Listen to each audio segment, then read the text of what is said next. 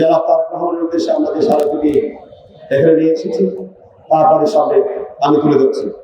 Banking খাতে 5 August 2024 পরবর্তী সময়ে অন্যায়ভাবে চাকরিচ্যুত কর্মকর্তা কর্মচারীদের পুনর্বহাল, জামাত শিবিরের নেতা কর্মীদের মহাব বিশৃঙ্খলা সৃষ্টির মাধ্যমে গৃহীত পদোন্নতি, পদায়ন এবং নিয়োগের অবৈধ সিদ্ধান্ত বাতিল, তৎকালীন গভর্নর জনাব এইচ মনসুর ও জামাত মনোনীত অবৈধ পরিচালনা পর্ষদ ব্যবস্থাপনা কর্তৃপক্ষ বাতিল করে ব্যাংকিং খাতকে রাজনৈতিক অবৈধ দখল মুক্ত করার দাবিতে আজকে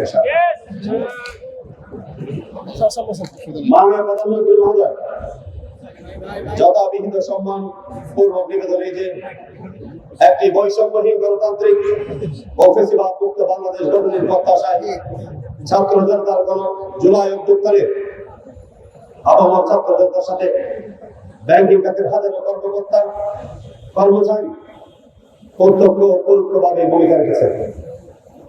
আমরা বিশ্বাস করেছিলাম নতুন বাংলাদেশে ব্যাংকিং খাত হবে রাজনৈতিক প্রভাব মুক্ত, পেশাদার ও মানবিক। কিন্তু ফ্যাসিবাদের পতনের পর ইসলামী দ্বারা 6টি গুরুত্বপূর্ণ ব্যাংক সহ 8টি ব্যাংক ও আর্থিক প্রতিষ্ঠান ইসলামী ব্যাংক বাংলাদেশ পিএলসি, ফার্সিবুল Islami bank PLC, union bank PLC, Al Arafah Islami bank PLC, social Islami bank PLC, global Islami bank PLC, Bangladesh commerce bank limited, Aviva finance limited এই বৈষম্য দূরীকরণের নামে জামাত শিবির কর্তৃক পরিকল্পিতভাবে বিশৃঙ্খলা ও মত সৃষ্টি করা হয়। জামাত শিবিরের প্রত্যক্ষ মদদে ব্যাংকের অভ্যন্তরে থাকা দলটির কর্মীদের দিয়ে মত সৃষ্টির মাধ্যমে মিথ্যা অভিযোগ, 200-র বেশি সার্ভিস ও ফিচারে লেনদেনের সব বিকাশ অ্যাপে সম্ভব এবং ব্যাংকের শীর্ষ নির্বাহী কর্মকর্তাদের কোনো অভিযোগ ছাড়াই অপসারণ করা হয়। তারপর শুরু হয় একের পর এক বিশৃঙ্খলা ও তাণ্ডব। রাতারাতি ব্যাংকগুলোর অভ্যন্তরে বিভিন্ন নামে সংগঠনের গজিয়ে ওঠা এবং ঘেরাও চাপ প্রয়োগের মাধ্যমে মানব সম্পদ নীতিমালাকে বিধানগুলি দেখিয়ে SMS এর মাধ্যমে অযোগ্য অফিসারদের 2-3 ধাপ পদোন্নতি দেওয়া হয়।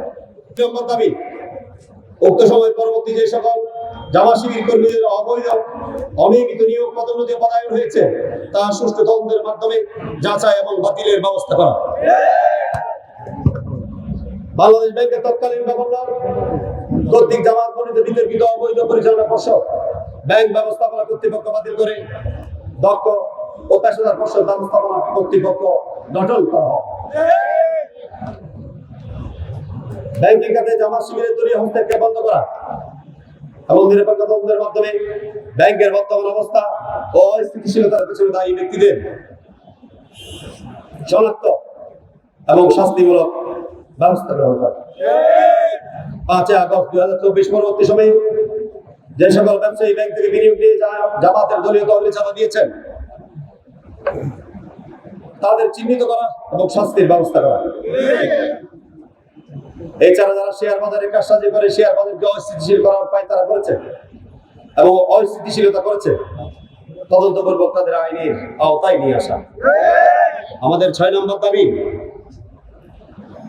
সরকার কর্তৃক 5টি ব্যাংকে যোগান দেওয়া তহবিল কারসাজির মাধ্যমে জামাতের ফান্ডে দেওয়ার জন্য দায়ী ব্যক্তিদের বিরুদ্ধে শাস্তিমূলক ব্যবস্থা করা। ব্যাংকের অভ্যন্তরীণ শৃঙ্খলা, সুশাসন, কর্মীদের ন্যায্য অধিকার নিশ্চিতে কর্পোরেট গভর্নেন্স বাস্তবায়ন করা। আমাদের 8 নম্বর দাবি, বাইতুল মালের নামে একটি পবিত্র শব্দকে ব্যবহার করে জোরপূর্বক অর্থ আদায়ের সঙ্গে জড়িতদের বিরুদ্ধে আইনানুগ ব্যবস্থা গ্রহণ করা।